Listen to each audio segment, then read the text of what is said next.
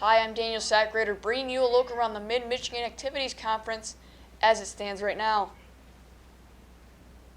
Last week was tough for home teams as every visiting team was able to take a commanding win over their opponent. In Durand, Montrose pulled out a 50-8 win over the Railroaders. And in Chesaning, New Lothrop took a huge 64-12 win over the Indians. Ovodelcy captured a 35-point shutout over the Byron Eagles in Byron last week. And Mount Morris was finally able to get a conference win with their 44-point shutout over the Lakeville Falcons in Lakeville.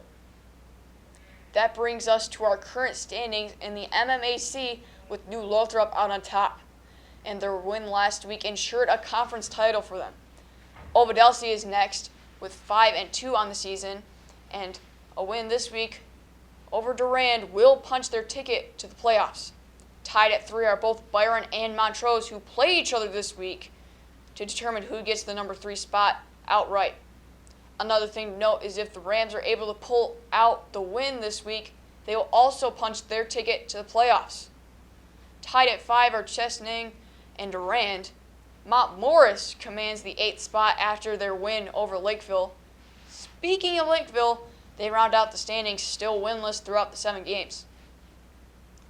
Looking ahead to this week, you're watching Byron at Montrose on Military Appreciation Night. Chesaning travels to Mount Morris, Lakeville visits New Lothrop, and Ovodelcy looks to punch their ticket to the playoffs with a win against the visiting Railroaders of Durand. That concludes this week's MMAC report. In a moment, you'll hear more from the Riverside Market and Zenders of Frankenmuth pregame show. But first, a word from some of our community business partners.